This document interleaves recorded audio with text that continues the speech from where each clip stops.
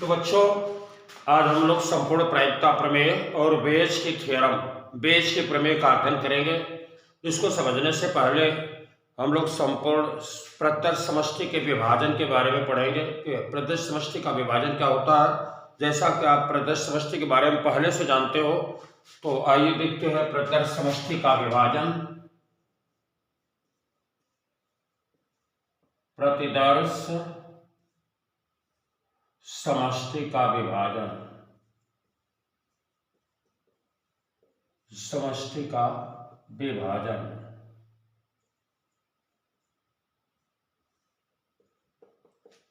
यदि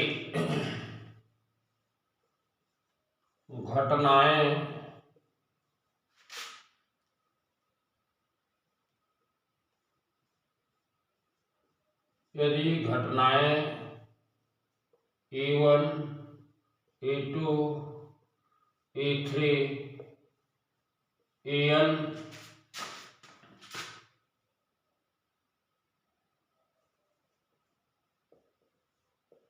इस प्रकार हों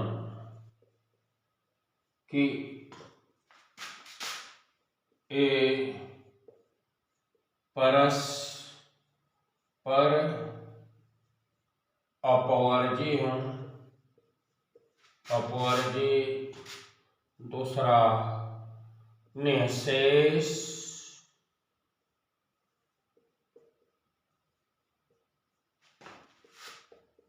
एवं इनकी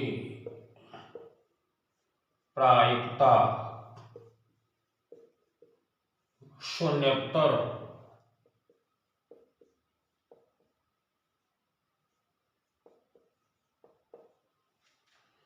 तो ये प्रत्यक्ष, तो ये घटनाएं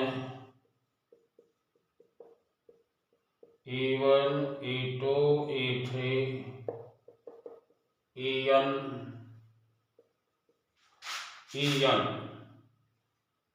प्रतिदर्श समष्टि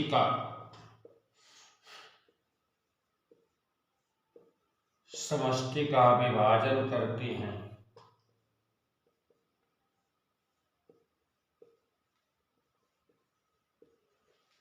यहाँ हमें समझना है कि कुछ घटनाएं हैं प्रत्यक्ष समष्टि एस से संबंधित कुछ घटनाएं E1, E2, E3, 2 या 3 घटनाएं या बहुत से घटनाएं हो सकती है जिनको हम E1, E2, E3, EN के से प्रदर्शित कर सकते हैं। यदि ये घटनाएं प्रत्यक्ष समष्टि की, यदि यह सभी घटनाएं E1, E2, E3 या और ज़्यादा है तो E1, E2, E3, E4, EN यह इस प्रकार है कि ये परस्पर अपवर्जी है। क्या है? अपवर्जी। और दूसरी शर्त क्या है? निःशेष। तीसरी शर्त क्या है? इनकी प्रायिकता शून्योत्तर है। यदि प्रत्यक्ष समष्टि से संबंधित घटनाएं E1, E2, E3 इस तरह की हों कि अपवर्जी हों, निःशेष हों तथा इनकी प्रायिकता शून्योत्तर हो, तो हम कहते हैं कि ये घटनाएं प्रत्यक्ष समष्टि का विभाजन करती हैं। तो आइए पहले देखा जाए अपवर्जी, निःशेष और शून्योत्तर क्या होता है, और ऐसी घटनाओं के बारे में देखा जाए जो मिलकर के प्रत्यक्ष समष्टि का विभाजन करती हैं। तो इसको समझने से पहले हमें समझना होगा कि घटनाएं परस्पर अपवर्जी कैसे होंगी, निःशेष कैसे होंगी तथा इनकी प्रायिकता शून्योत्तर कैसे होगी। वास्तव में ये थोड़ा सा लेंदी तो है, लेकिन बहुत आसानी से इसे समझा जा सकता है, कोई विशेष परेशानी नहीं है। आप केवल वीडियो को ध्यान से देखते रहना, सारी बातें आपको समझ में आ जाएगी। तो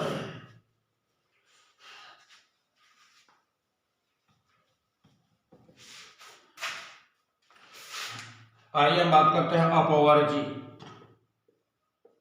अपवर्जी घटनाएं।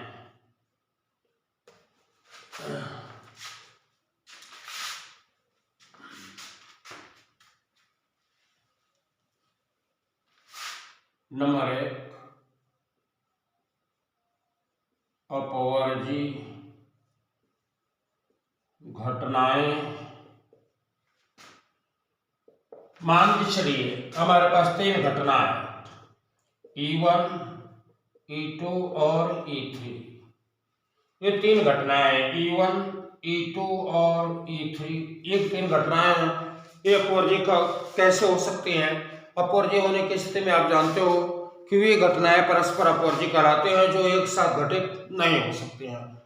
जब E1 घटित होगी तो E2 और E3 घटित नहीं होगी, और E2 घटित होगी तो E1 और E3 घटित नहीं होगी। यानी इनमें से कोई एक समय में एक ही घटना घटित होगी। यदि एक घटना घटित होती है तो अन्य दो घटना घटित नहीं होंगी। ऐसी स्थिति में ये तीनों घटनाएं परस्पर अपवर्जी होंगी।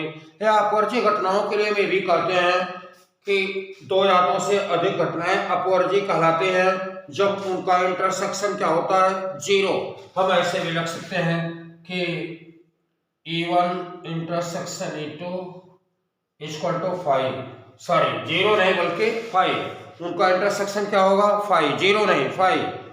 E1 intersection E2 equal to 5 या E1 intersection E2 intersection E3 equal to 5, या तो दो घटनाएं हैं तो ये होगा, तीन घटनाएं हैं तो ये होगा। और यदि बहुत सी घटनाएं हैं तो अपवर्जी होने की स्थिति में E1 intersection E2 intersection E3 intersection En equal to 5। इस तरह से पहला समीकरण बताता है कि दो घटनाएं हैं और परस्पर अपवर्जी है तो E1 intersection E2 equal to 5। अगर तीन घटनाएं हैं तो E1 intersection E2 intersection E3 equal to 5। और यदि n घटनाएं हैं तो E1 intersection E2 En equal to 5। इसका मतलब यह है कि यदि कई घटनाएं अपवर्जी है तो उनमें उनके इंटरसेक्शन में कोई अवयव नहीं होगा, यानी वे समुच्चय होगा। इसको संक्षेप में ऐसे भी दिखा सकते हैं कि EI intersection EJ equal to 5, EI intersection EJ equal to 5, I and J is element of 1, 2, 3 n।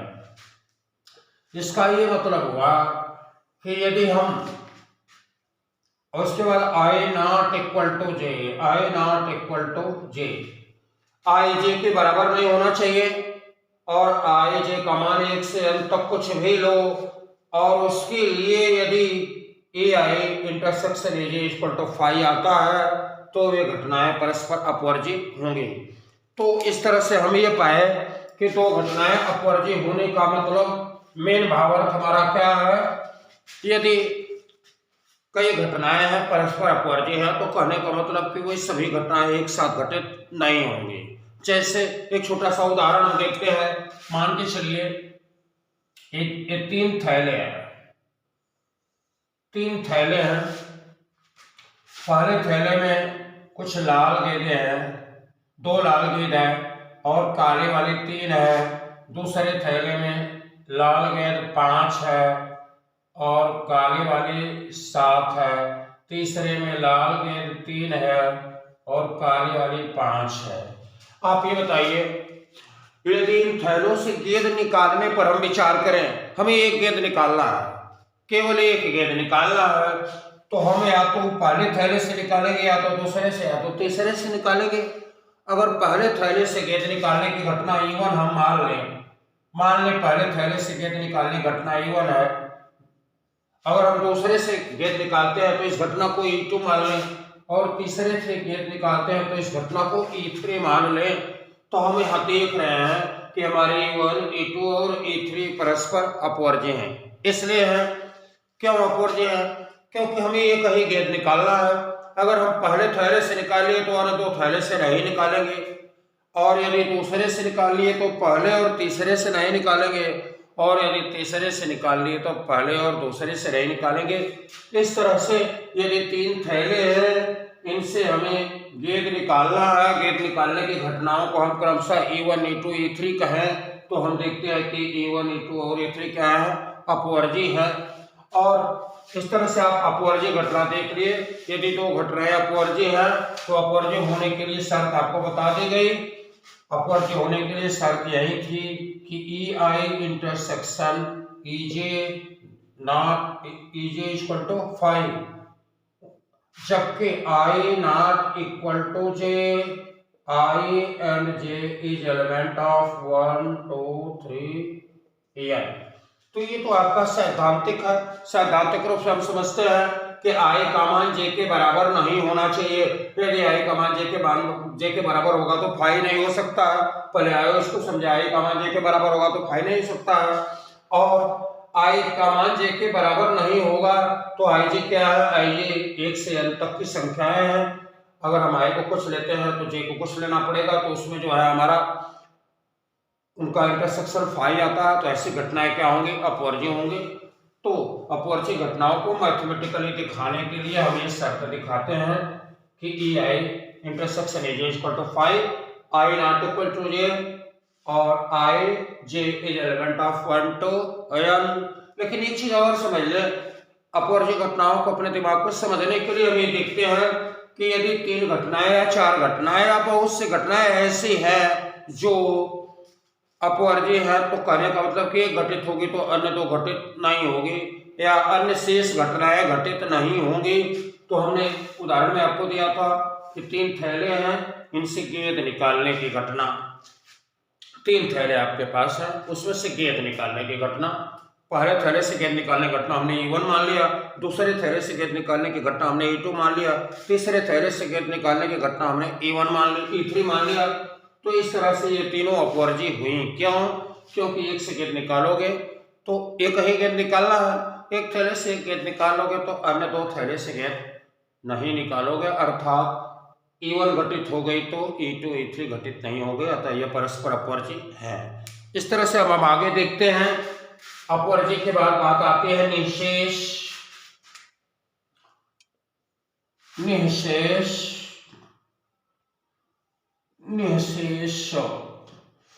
बच्चों, निःशेष शब्द को बिल्कुल क्लियर समझ लो। निःशेष का मतलब ये होता है कि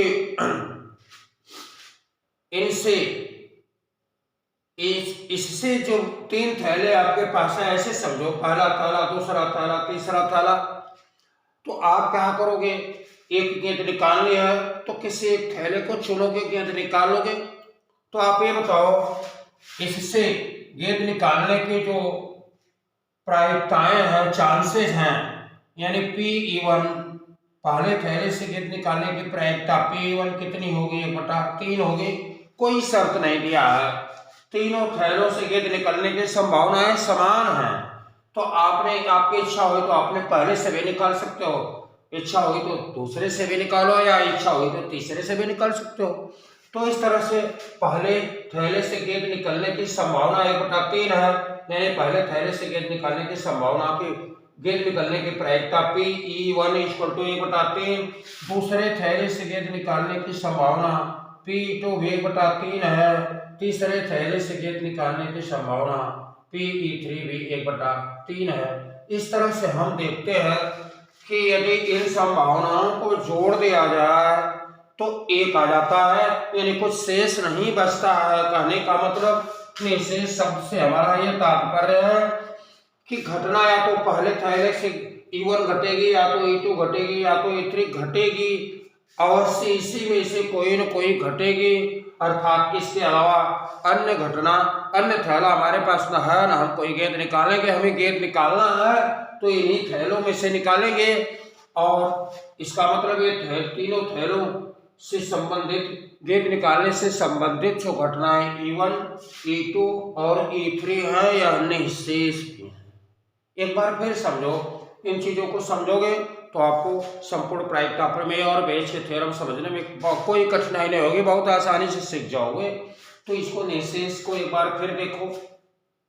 निःशेष का मतलब कि A1, A2, A3 निःशेष होंगे। तो इसको सीधा सीधा अगर समझना चाहो तो जानो कि A1, A2, A3 की प्रायिकताओं का योग 1 होगा। सिंपल सी बात है। अगर A1, A2, A3 निःशेष है तो इनकी प्रायिकताओं का योग 1 होगा। क्यों? पहले थैले से गेंद निकलने की चांस कितने हैं, 1/3, दूसरे थैले से भी 1/3, तीसरे थैले से 1/3। तो सब 3 पहले थैले से गेंद निकलने की प्रायिकता P1 = 1/3, दूसरे थैले से गेंद निकलने की प्रायिकता P2 = 1/3 और P3 = 1/3।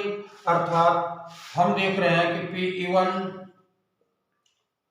और P_E1 plus P_E2 plus P_E3 equal to 1, इन तीनों को जोड़ोगे तो 1 आ गया, अर्थात इन तीनों को जोड़ 1 हुआ, अर्थात तीनों घटनाएं क्या है, निःशेष हैं। लेकिन ये आपको सवाल लगाने के लिए, क्वेश्चन को हल करने के लिए ऐसे आप लोग लोगे कि यदि तीनों घटनाओं के प्रायिकताओं का योग 1 आ गया तो आप आराम से कह देना कि घटनाएं क्या है, निःशेष हैं। लेकिन गणित के रूप में हम क्या लिखते हैं, गणित के रूप में हम ये लिखते हैं कि यदि E1 कब E2 कब E3 इक्वल टू S, यदि ये सब मिलकर के प्रत्यक्ष समष्टि को निर्मित कर दे रहे हैं या E1 E2 E3 सभी अवयवों का जो संघ है वो प्रत्यक्ष समष्टि को उत्पत्ति करता है, तो हम कहते हैं कि यह घटनाएं निःशेष भी हैं। लेकिन आपको ये समझ में नहीं भी आता है तो आपका काम चलेगा, लेकिन ये आपको आना चाहिए कि पहली शर्त है कि घटनाएं अपवर्जी हों, E1 E2 E3 माने एक घटित हो तो अन्य घटित न होते हों। दूसरी शर्त है कि निःशेष हो, यानी उनकी प्रायिकताओं का योग 1 होना चाहिए। इसके बाद आता है कि ये घटनाएं क्या हों, शून्योत्तर हों। शून्योत्तर बहुत आसान बात है, इनकी किसकी, इन घटनाओं की प्रायिकताएं शून्योत्तर हों।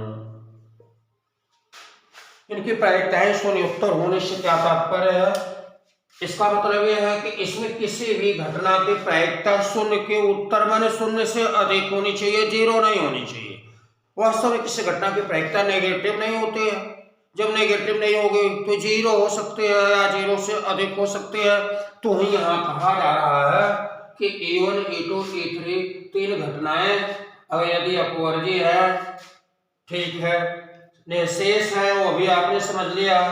और उसके बाद तीसरी शर्त है कि इनकी प्रायिकताएं शून्योत्तर होनी चाहिए, यानी PEI नॉट इक्वल टू 0 या PEI is greater than 0, I equal to 1 2 3 4 n।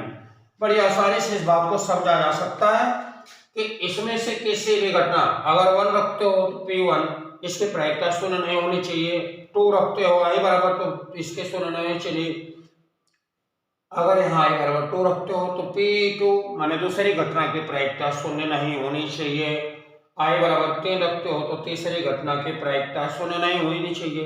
ऐसी ही यदि हमारी और भी घटनाएं हो सकती हैं, यदि अन्य घटनाएं ऐसी हैं जो अपवर्जी हैं, निःशेष हैं, तो उन सबके लिए आप बारी बारी से रख के देखोगे तो ये फॉर्मूला यही बताएगा, ये सिद्धांत यही बताएगा कि किसी भी घटना की प्रायिकता शून्य नहीं होनी चाहिए।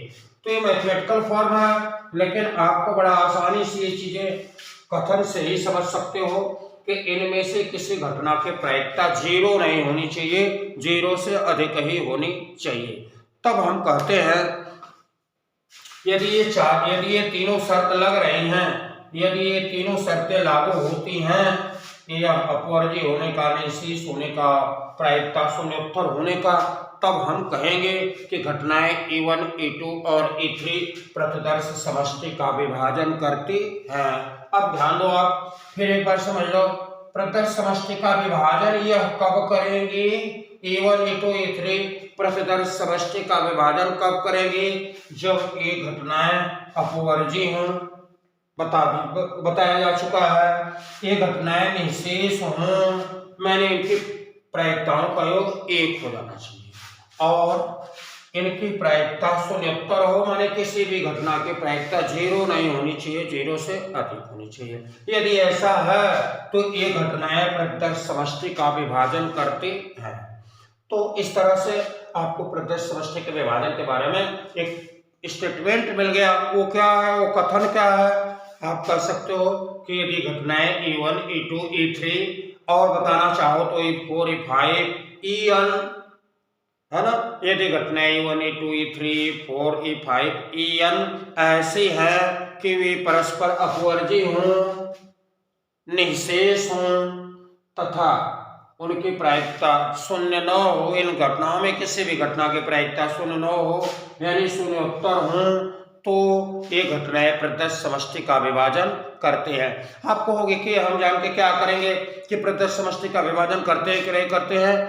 आपको संपूर्ण प्रायिकता प्रमेय और बेस के प्रमेय लगेगा तो उसमें ये ऐसी घटनाओं यानी प्रदत्त समष्टि के विभाजन करने वाली घटनाओं से संबंधित फॉर्मूले हैं और उसमें इनका उपयोग होगा, इसलिए यहाँ जान लेना जरूरी था कि यदि आपको कहीं भी क्वेश्चन में ऐसी घटना मिले E1 E2 E3 कि वे अपवर्जी हो, ऐसी घटना मिले कि वे अपवर्जी हो तथा उनकी प्रायिकता शून्योत्तर हो तथा वे निःशेष हों, माने उनकी प्रायिकताओं का योग बराबर 1 हो, तो आप कहोगे कि प्रदत्त समष्टि का विभाजन करते हैं। तो आइए इसी घटना के बारे में आपको हम बताते हैं।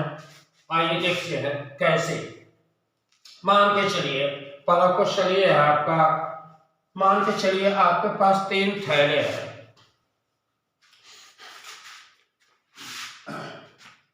मान के चलिए आपके पास 3 थैले हैं, इसमें रेड रंग की 3 है और व्हाइट कलर की 2 है। इसमें रेड रंग की 3 है, व्हाइट 5 है, रेड रंग की 2 है, व्हाइट कलर की 3 है। मान के चलिए ये आपके पास 3 थैले हैं। अब हम ये चाहते हैं, हम चाहते हैं कि हमें ऐसी घटना मिले जो प्रदत्त समष्टि का विभाजन करती हो। मैंने हम ऐसी घटना के बारे में जानना चाहते हैं जो अपवर्जी हो, निःशेष हो तथा इनकी प्रायिकता शून्योत्तर हो। आइए हम आपको एक छोटा सा ये है कि पहला थैला ये है, दूसरा थैला ये है, तीसरा थैला ये है, पहला थैला, दूसरा थैला और तीसरा थैला।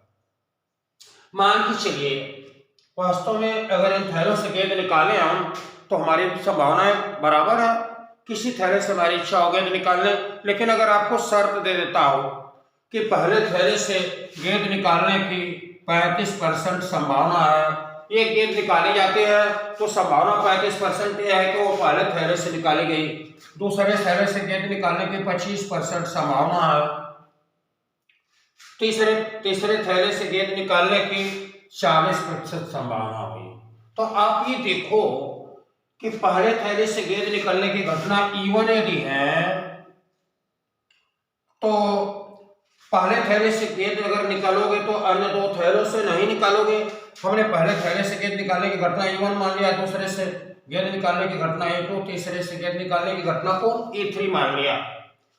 तो ये बताइए अब हमें देखना है कि E1, E2 और E3 प्रतिदर्श समष्टि का विभाजन करते हैं कि नहीं करते हैं। तो मैंने आपको बताया यदि E1, E2, E3 प्रदर्श समष्टि का विभाजन करेंगे तो वे अपवर्जी होंगी। पहली शर्त क्या है?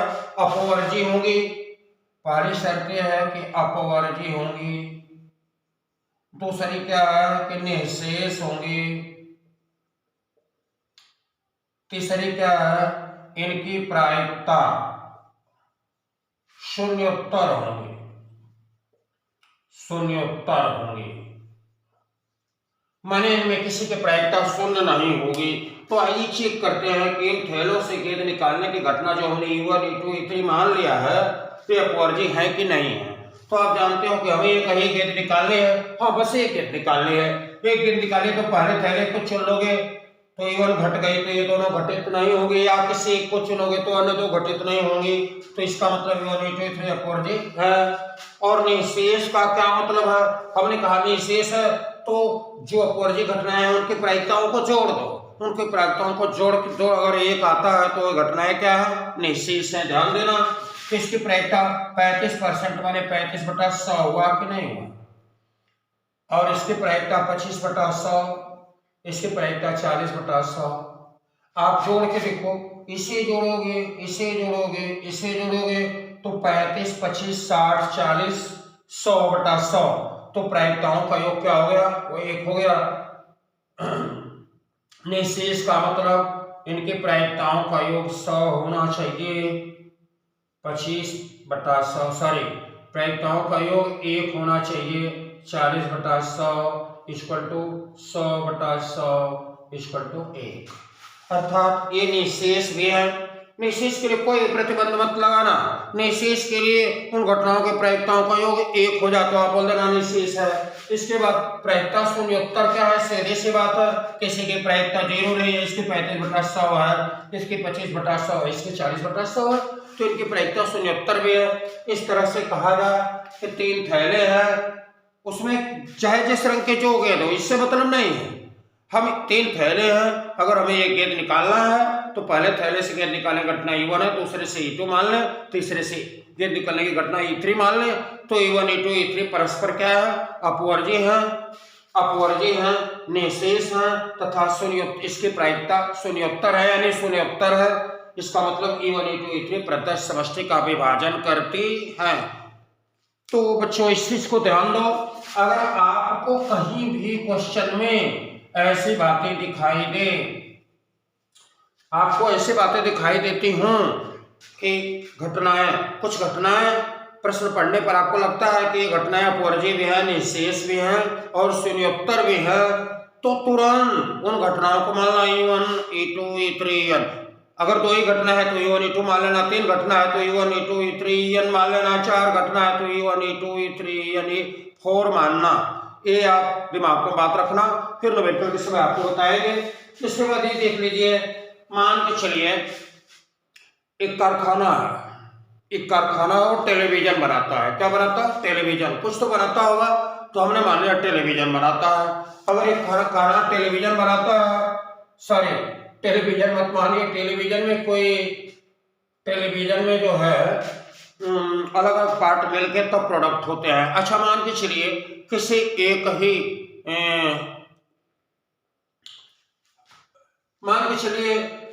एक ही उद्योगपति के 4 कारखाने और सबके सब टेलीविजन बनता है, सबके सब टेलीविजन बनाते हैं। मान के चलिए पहले कारखाने में 20% टेलीविजन बनते हैं, दूसरे में 25% टेलीविजन बनते हैं, तीसरे में 35% बनते हैं, तो और 45% बनते हैं, और दूसरे में 10% बनेंगे कि नहीं बनेंगे। कारखाना ए है, कारखाना बी है, कारखाना सी है, कारखाना डी। 20% आपका 4 1 5 2 7 2 9 1 10 100% हो गया। तो आप ये बताइए, अगर इन हम क्या मानेंगे, अगर कारखाने में 20% टेलीविजन बनता है, बी में 25%, सी में 45% और डी में 10% बनता है। अब हमें प्रत्यक्ष समष्टि ऐसी घटना बनाना है जो प्रत्यक्ष समष्टि का विभाजन करती हूं, तो हम मानेंगे कि कारखाने ए में टेलीविजन बनने की घटना E1, कारखाने बी में टेलीविजन बनने की घटना E2 और सी में टेलीविजन बनने की घटना E3 और डी में टेलीविजन बनने की घटना E4 है।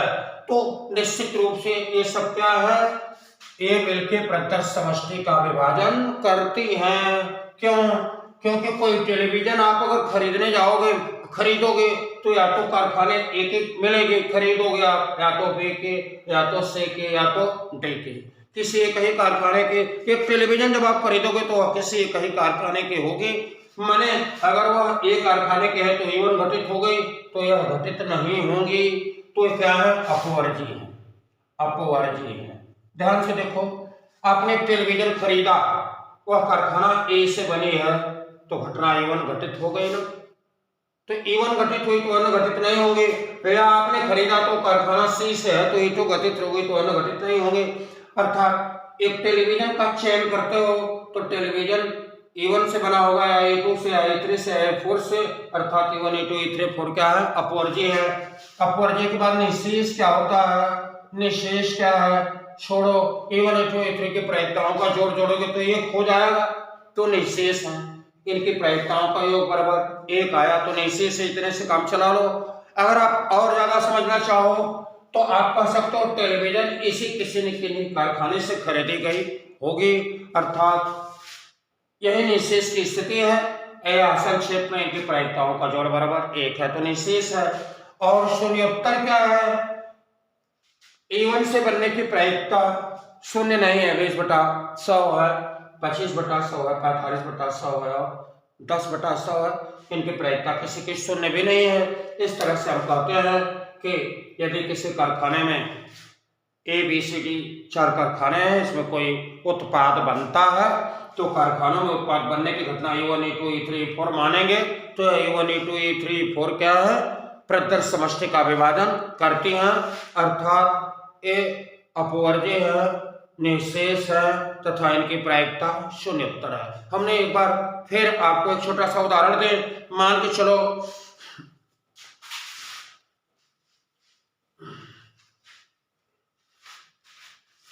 चलो एक डॉक्टर है आपका, एक डॉक्टर है, डॉक्टर आपके घर उसको आना है। एक डॉक्टर है, आज आने वाला है, आपके दादा उनको देखने के लिए वो आएगा। तो डॉक्टर कैसे आ सकता है? पहली बात कि मोटरसाइकिल से आ सकता है, मोटरसाइकिल से आएगा। दूसरी बात कैसे आ सकता है? कार से आता है। तीसरी बात कैसे आता है? पैदल आता है।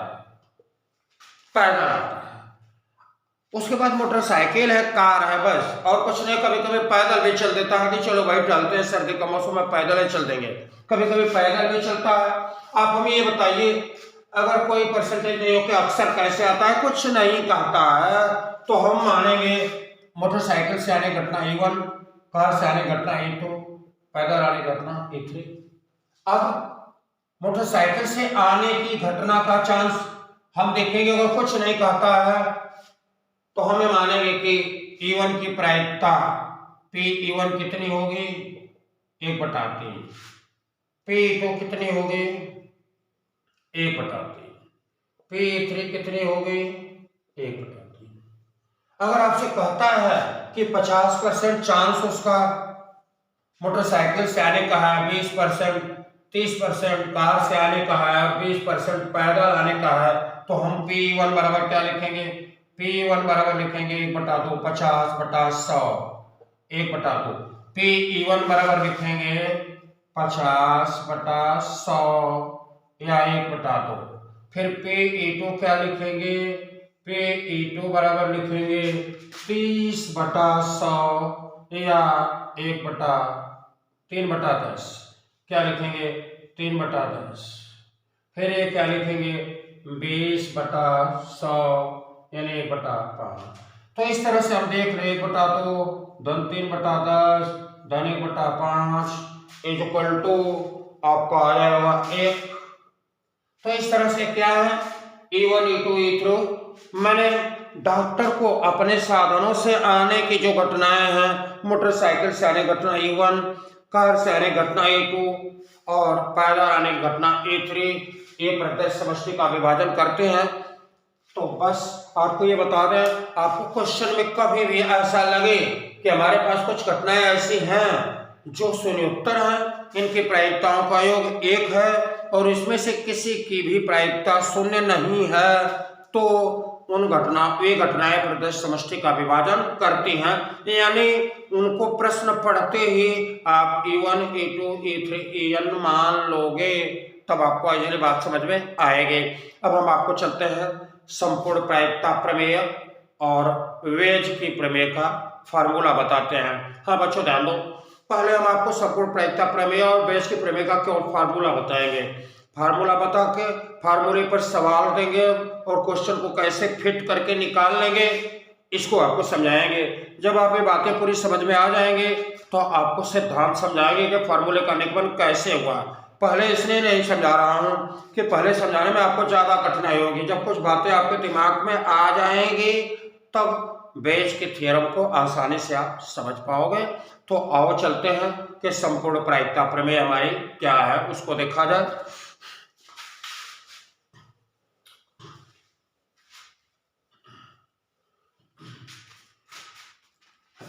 देखिए, संपूर्ण प्रायिकता प्रमेय का फार्मूला हमारा है PE। अभी आपको फार्मूला समझ में नहीं आएगी बात, लेकिन इसको आप सीधे देखते रहो, पूरा वीडियो देखोगे पूरी बात समझ में आ जाएगी। PE equal to sigma I equal to 1 to I equal to N i equal to 1 to n। अब हम लिखेंगे P E i into P E by E i, P E by E i, यही हमारी संपूर्ण प्रायिकता प्रमेय है। अब इसको हम कैसे विस्तार करेंगे, ध्यान रखो। आई बराबर 1 है, आई बराबर n है, आई बराबर 1 है, आई बराबर n है। मान लो हमारे पास प्रत्यक्ष समष्टि को विभाजन करने वाले 3 घटनाएं हैं। प्रत्यक्ष समष्टि को विभाजन करने वाले हमारे पास कितनी घटनाएं हैं? 3 घटनाएं। तो हम मानेंगे E1, E2 और E3। अभी हमने आपको बताया कि प्रत्यक्ष समष्टि को विभाजन कौन से घटनाएं करती हैं, यदि वे अपवर्जी है, निःशेष है तथा उनकी प्रायिकता की शून्य उत्तर है। और आपको क्वेश्चन में भी बताया कि आपको प्रश्न पढ़ने पर लगे कि ये इन घटनाओं की प्रायिकता का योग 1 है। दूसरी बात, किसी की प्रायिकता 0 नहीं है। तीसरी बात, तीनों घटनाएं अपवर्जी हैं, तो आप E1, E2, E3 मान लोगे। तो यहां हम आपका संपूर्ण प्रायिकता प्रमेय है, संपूर्ण प्रायिकता प्रमेय, संपूर्ण प्रायिकता प्रमेय का यह आपका फार्मूला है। संपूर्ण प्रायिकता प्रमेय को समझने के लिए यदि क्वेश्चन में हमें मिलता है कि E1, E2, E3 3 घटनाएं ऐसे हैं जो प्रत्यक्ष समष्टि का विभाजन करते हैं, तो हम आई का मान 1 से रखना शुरू करेंगे, आई बराबर 3 तक रखेंगे और फार्मूले का निर्माण कर लेंगे। अगर आपको लगता है कि 2 घटना ऐसे हैं केवल E1 और E2 जो प्रत्यक्ष समष्टि का निर्माण करती हैं, तो आई बराबर 1 से रखेंगे, यहाँ n बराबर 2 रख के फार्मूले का निर्माण कर लेंगे। तो आओ देखते हैं कि आपका संपूर्ण प्रायिकता प्रमेय क्या है और कैसे लगाते हैं।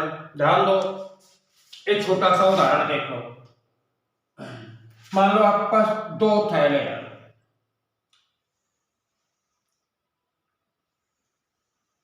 मान लो आपके पास 3 थैले हैं। इसमें लाल रंग की 2 गेंदें और सफेद रंग की 3 गेंदें हैं। इसमें लाल रंग की 3 गेंदें, सफेद रंग की 5 गेंदें हैं। इसमें 5 गेंद कैसे है? सफेद रंग की, और लाल रंग की 2 गेंदें, लाल रंग की 4 गेंदें और सफेद रंग की मान लो 3 गेंदें हैं। अब आपसे पूछता है कि किसी थैले से गेंद निकाली गई, थैला ए है, थैला बी है, थैला सी है, या फर्स्ट सेकंड थर्ड कुछ भी मान लो। किसी थैले से गेंद निकाली गई तो उसके लाल होने की प्रायिकता ज्ञात करो, उसके लाल होने की प्रायिकता ज्ञात करो। किसी थैले से एक गेंद निकाली गई तो उसके लाल होने की प्रायिकता निकालना है। हमने कहा कि 3 थैले हैं, तो पहले आप देख रहे हो कि इन थैलों को हम चुनेंगे तभी ना गेंद निकालेंगे, हमें एक गेंद निकालना है। किसी थैले को चुनोगे तो उससे गेंद निकालेंगे, तो थैलों के चुनाव की घटना को हम E1, E2, E3 मानेंगे। माना पहले थैले का चुनाव की घटना क्या है? E1। आप ये लिखोगे कि माना थैलों ABC, माना थैले ए के चुनने की घटना E1 है, E1 है। थैले बी के चुनने की घटना E2 है, तथा थैले सी के चुनने की घटना E3 है। तो आप ये देखो कि P1 कितना है? P1 1/3। इस तरह से आपको ये पता चल रहा है कि Pe1 equal to 1/3, Pe2 equal to 1/3, Pe3 equal to 1/3। अर्थात आप देखते हो कि इन तीनों का योग 1 है, तो ये क्या है? इन तीनों का योग 1 है तो ये निःशेष है, और यदि एक थैले से चुनोगे तो अन्य नहीं, तो E1 E2 E3 क्या है, अपवर्जी है, क्योंकि एक थैले से ही आप ये चुनोगे, अन्य से नहीं चुनोगे। एक तीसरे से चुन लिए तो इन दोनों से नहीं चुनोगे, तो ये क्या है, अपवर्जी है। और निःशेष इसलिए है कि इनकी प्रायिकताओं का योग 1 है, और शून्योत्तर इसलिए है कि इसमें से किसी की प्रायिकता 0 नहीं है। तो इस सवाल में जो सवाल आपको दिया है कि एक थैले को चुना जाता है, थैले के निकलने वाले गेंद सफेद हो, आपको क्वेश्चन यही कहता है कि एक थैले को चुना जाता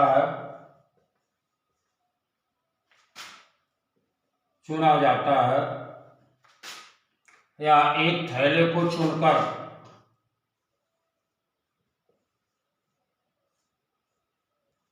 एक गेंद निकाली जाती है,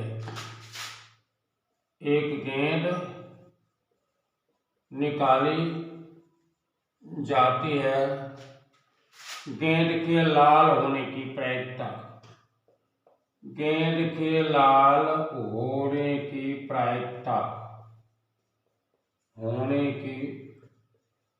प्रायिकता, बताइए।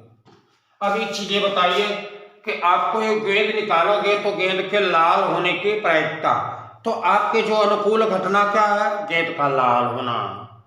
जो आप चाहते हो उसे ई मानोगे, जो आप चाहते हो उसे ए मानोगे, तो गेंद के लाल होने की घटना ई है। और जो मिलके प्रत्यक्ष समष्टि का विभाजन करते हैं, यानी जिनकी प्रायिकताओं का योग 1 आता है, उसे E1 E2 E3 मानोगे। तो गेंद पहले थैले से निकलने की घटना E1, दूसरे से E2, तीसरे से E3, इनकी प्रायिकताओं का योग 1 है, इसलिए E1 E2 E3। अब गेंद क्या है, एक थैले को चुनकर गेंद निकाली जाती है, गेंद के लाल होने की प्रायिकता, तो लाल होने की घटना को ई मानोगे, माना गेंद लाल होने की घटना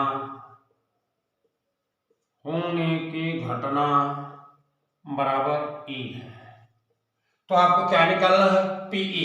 गेंद के लाल होने की प्रायिकता बताओ, आपको पीई निकालना है, पी बराबर निकालना है। तो पी बराबर निकालना है, तो हम इससे फार्मूला का निर्माण करेंगे ना। हमने आपको बताया ना कि संक्षेप फार्मूला है, इससे फार्मूले का निर्माण कैसे करोगे। तो हमने बताया E1 E2 E3 कितने हैं, n तक E1 E2 E3 n प्रत्यक्ष समष्टि में n घटनाएं हैं, सॉरी 3 है, E1 E2 E3 3 है। प्रत्यक्ष समष्टि में 3 घटनाएं ऐसे हैं जो प्रत्यक्ष समष्टि का विभाजन करते हैं। तो अगर 3 घटनाएं हैं तो n का मान कहां तक रखेंगे, 3 तक रखेंगे। तो हम क्या करेंगे, ध्यान दीजिए। अब हम इसका फार्मूला ऐसे बना लेंगे, यही बना के दिखा रहा हूं आपको। इसको बनाएंगे पीई, चलो यहां बनाते हैं, इसको देखेंगे PE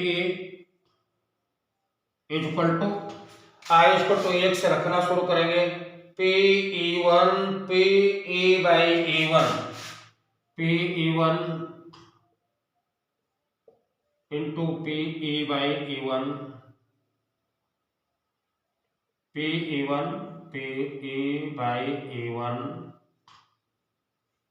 plus sigma, sigma means जोड़, प्लस P। अब क्या रखेंगे, 1 रख दिए तो अब क्या रखेंगे, 2 रखेंगे। कहां तक रखेंगे, n बराबर 3 तक रखेंगे। PE2 into PE by E2, PE by E2 plus PE3 into PE by E3।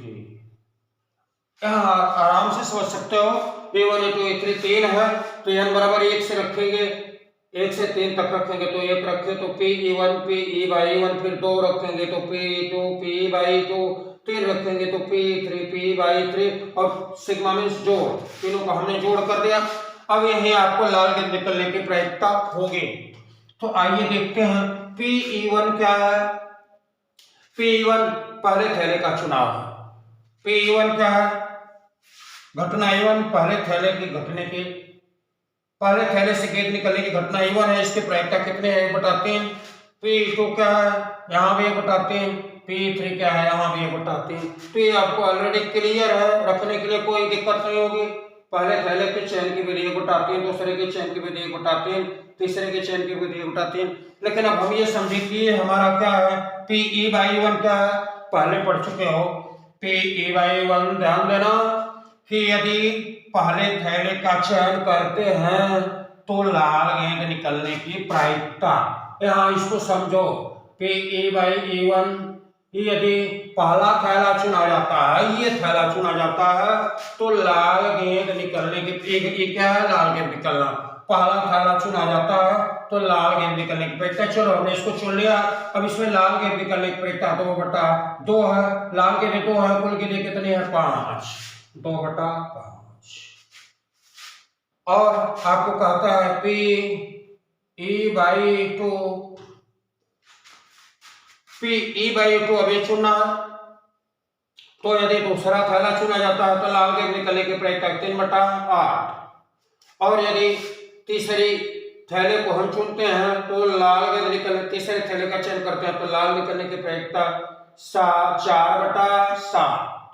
तो बच्चों बड़ा आराम से आप निकाल सकते हो। आओ देखते हैं, Pe1 बराबर 1/3 गुणे P2 हमारा क्या है, सॉरी P1 हो गया। अब Pe/1 यानी यदि पहले थैले का चयन करते हैं तो ये क्या है, लाल गेंद निकलने की घटना 2/5 धन P2 1/3 गुणे Pe/2 यदि दूसरा थैला चुनते हैं तो लाल गेंद निकलने की प्रायिकता 3/8 प्लस Pe3 1/3 इंटू Pe3 तीसरा चुनते हैं तो लाल गेंद निकलने की प्रायिकता 4/7 3/2/5। तो इस तरह से हमारा क्या उत्तर हुआ, 2/15 धन 1/8 धन 4/21। आप इसे जोड़ दोगे तो लाल गेंद निकलने की प्रायिकता निकल जाएगी। तो आपको बता दें एक चीज कि संपूर्ण प्रायिकता प्रमेय यही कहती है कि यदि 1, 2, 3 या अधिक घटनाएं ऐसी हैं जो प्रत्यक्ष समष्टि का विभाजन करती हैं, हम केवल इतना कहकर चुप हो जाएंगे कि प्रत्यक्ष समष्टि का विभाजन करते हैं। आप समझोगे कि यदि प्रत्यक्ष समष्टि का विभाजन कर रहे हैं तो वे अपवर्ज्य है, निःशेष है तथा उनकी प्रायिकता शून्योत्तर है। ऐसी स्थिति में अगर बिना शर्त, कोई शर्त नहीं है, कोई प्रतिबंध नहीं है, केवल एक गेंद निकलने की घटना आपको पूछ रहा है तो उसको सिर्फ लिखोगे, एक गेंद निकलने की घटना पूछ रहा है, वो गेंद लाल है तो एक अन्य घटना की प्रायिकता निकालनी है जो आपके अनुकूल होनी चाहिए। गेंद क्या है, लाल है, तो लाल होने की प्रायिकता के लिए हमारा ये विभाजन करके ऐसे हम इसको कर सकते हैं। ये हमारा संपूर्ण प्रायिकता प्रमेय हुई। अब इसके बाद आते हैं बेज के थ्योरम। बेज के थ्योरम पर हम बात करेंगे।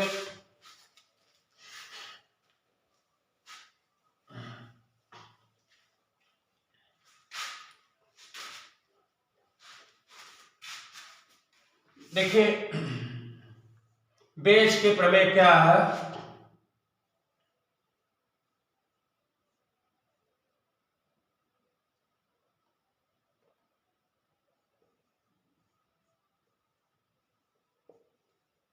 बेज के प्रमेय, बेज के प्रमेय का आपको शर्त के साथ देगा, शर्त के साथ। जैसे मान के चलिए ये दो गेंदें हैं, दो थैले हैं, इसमें लाल वाली 2 है, व्हाइट वाली 3 है, इसमें लाल वाली 3 है, व्हाइट वाली 4 है। तो आपने देखा पहले थैले को चुनने की विधि E1 थी, दूसरे थैले को चुनने की विधि E2 थी और लाल गेंद चुनने की घटना क्या थी, E थी।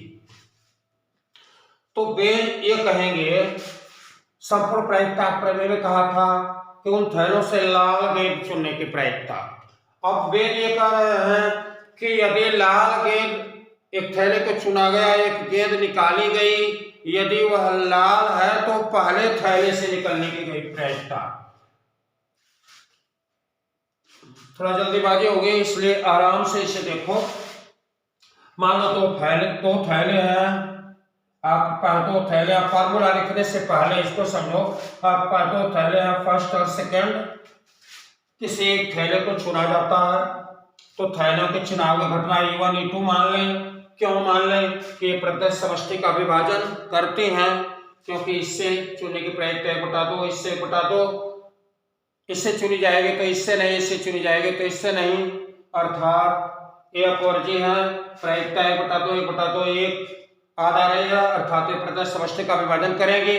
तो हम देख रहे हैं कि थैलों से गेंदों को चयन करने की जो विधि थी वो हमने E1 और E2 मान लिया, क्योंकि ये प्रत्यक्ष समष्टि का विभाजन करते हैं। अब हम चाहते क्या है कि एक थैले को चुनकर एक गेंद निकाली गई गेंद लाल हो, निकाली गई गेंद लाल है, माने E घटित हो चुके हैं, आप E घटित हो चुके हैं।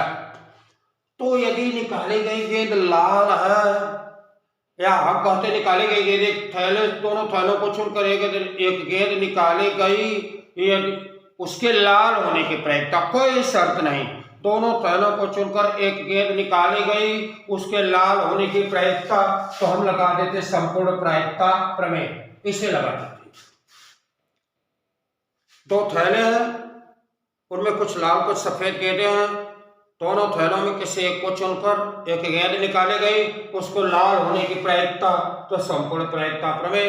लेकिन अगर कहता कि एक गेंद निकाली गई, यदि वह लाल है तो दूसरे थैले से निकलने की प्रायिकता, तब बेज का थ्योरम, एक गेंद निकाली गई, यदि वह लाल है तो लाल होने की घटना घट गई, तो दूसरे थैले से निकलने की प्रायिकता P2, ये निकालना है तो बेज लगेगी।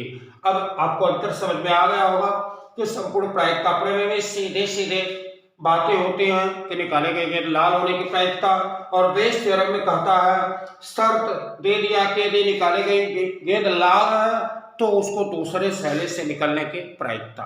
तो इसके लिए हम बेज का फार्मूला बनाते हैं। तो बेज का सूत्र कैसे बनाएंगे इसको आप समझोगे। PE/EI, आपके अनुकूल जो घटना थी उसको केवल घटने की प्रायिकता पूछता है तो संपूर्ण प्रायिकता प्रमेय, यानी थैले से केवल लाल गेंद निकलने की प्रायिकता या सफेद गेंद निकलने की प्रायिकता पूछता है तो संपूर्ण प्रायिकता प्रमेय। और यदि पूछता है कि लाल गेंद निकली है तो किसी विशेष थैले से निकलने की प्रायिकता, तो बेज थ्योरम PEI/E। तो इसको कैसे लिखेंगे, देखो इसको सबसे पहले हम लिखते हैं कि PEI, फार्मूला बनाने के लिए PEI इंटू PE/EI। कहने का मतलब कुछ मत करना, इसको दबा देना, ये जो आपका इतना है इसे उड़ा देना, इसे उड़ा के उठा के इसे रख देना। ये जो आपका संपूर्ण प्रायिकता प्रमेय में मैंने जो घेरा लगाया है सिग्मा सहित इसको बाहर कर देना और इसको उठा के नीचे रख देना। और रखने के बाद अब फिर क्या करोगे, बटा लगा दोगे, और बटा लगाने के बाद पूरा का पूरा उठा के रख दोगे। Sigma I=1 I=n PEI into PE/I। तो बच्चों अब हम चलते हैं, अगले टर्न पर मिलेंगे। लेकिन एक चीज आप जान लो, अब अगले टर्न पर इन दोनों फार्मूले पर केवल न्यूमेरिकल, बड़ी आसानी से उन न्यूमेरिकल को आप चुनोगे और चुन कर रखोगे, तुरंत हल हो जाएगा, इसलिए आपको डिफिकल्टी नहीं होगी। इतनी बातें आपके सामने हुई। अब अगले टर्न पर इनसे संबंधित विशेष न्यूमेरिकल आपको बताएंगे, जो भी न्यूमेरिकल होगा बताएंगे। लेकिन हमारी एक अपील है आपसे, उसे आप सुनो।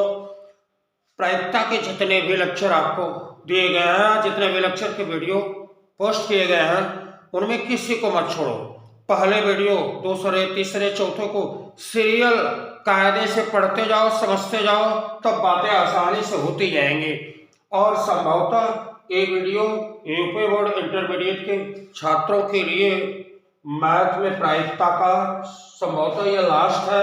इसके बाद आपको बर्नौली परीक्षण है, तो हो सकता है कि आपके सालों सिलेबस से बाहर कर दिया गया हो, उसको आपको ना पढ़ना हो, पढ़ाने को पढ़ाऊंगा, लेकिन आप अगर चाहो तो उसे पढ़ लो, प्रिपेयर करो या ना करो, लेकिन इतनी चीजें आपको क्लियर होनी चाहिए और इनको आप कायदे से प्रिपेयर करते जाओ।